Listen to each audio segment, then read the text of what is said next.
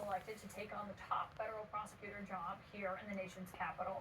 And he now claims that he did not recall some of his most controversial statements when he was questioned under oath about them by members of the Senate Judiciary Committee. CNN's Kay Fowle uncovered a lot of these comments, and in one instance, when Martin was asked if he remembered equating a Democratic politician to Adolf Hitler, he replied, quote, "I do not recall doing so," though he certainly did so on his own podcast in 2022.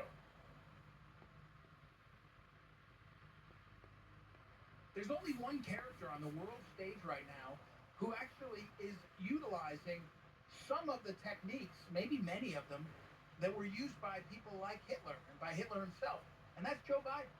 President Joe Biden is Hitler, and I am not joking when I say that.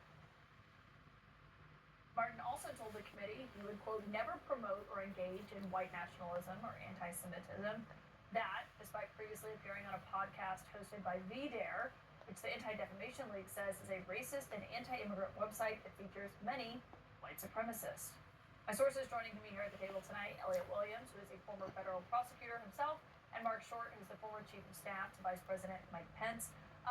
Do you believe these comments are disqualifying for this role? How do you see this?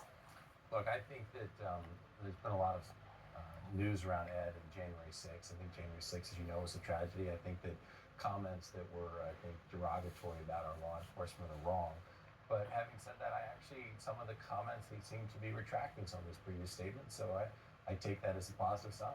It does seem to be a pattern of the Trump picks when they are under confirmation hearings, to either soften or walk back a lot of the things they've said previously, even if it wasn't really that long ago. Fair, but at the same time, I think he'd have to be encouraged, at least at some level, that he's actually walking back some of the statements that he made about January 6th. I take that as a positive, Caitlin. I guess it's better than him standing by that. I've heard a lot from attorneys, I should note, here in Washington, even people who are pretty conservative lawyers or have worked for President Trump previously, looking at Ed Martin and this pick and saying, what? Let me add my voice to the chorus, Caitlin. I worked under both Republican and Democratic presidents, including in that office, in the D.C. U.S. Attorney's Office. And I will be clear, the president's entitled to have his own people. Presidential administrations come every 4 or 8 years, and a new wave of folks come in.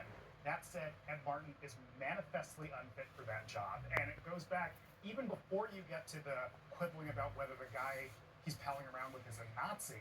Even before you get that, he's never been a prosecutor. Has limited criminal law experience, except for representing January 6th defendants, is not from the jurisdiction, not from Washington, D.C. So all of these reasons make this person a person who should not have this role. This is on really the Senate, which is vetting his nomination, to really ask the questions and just vote this down. It's simple. One of the questions they were asked is if he had ever denigrated the service of any police officer who suffered injuries while defending the Capitol on January 6th. You just mentioned him walking back some of his statements. He said, quote, "not that I recall," Q2, 1 year ago.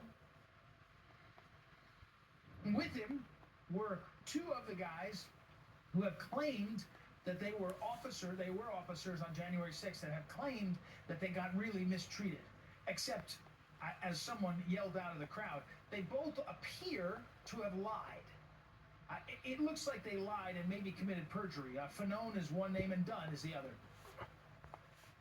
Mike Fanone and Harry Dunn are heroes. There's video of them being beat up by people on that day. Absolutely no doubt that officers were assaulted that day, and they're Capitol Police officers who were heroes that day. And it's wrong to have suggested otherwise. Again, I think that you look at his statements today and they're different from what he said in the past. And so hopefully he's changed his perspective on that. I'm kind of surprised by your comments on this, actually, Mark. Look, you've heard me say before, I think that January 6th is a tragedy. I don't think there's any excuse for the actions that happened that day or for those who helped to incite the violence that day. I think that I try to take encouragement when we see people actually recanting positions they'd had before in that.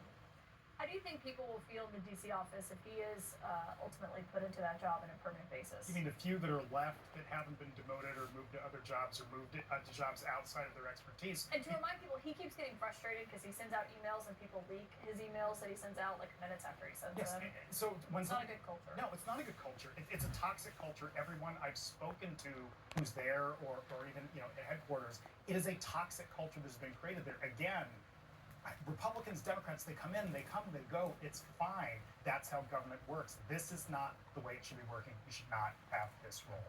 Elliot Williams and Mark Short, great to Thanks, have you Kevin. both here. Up next.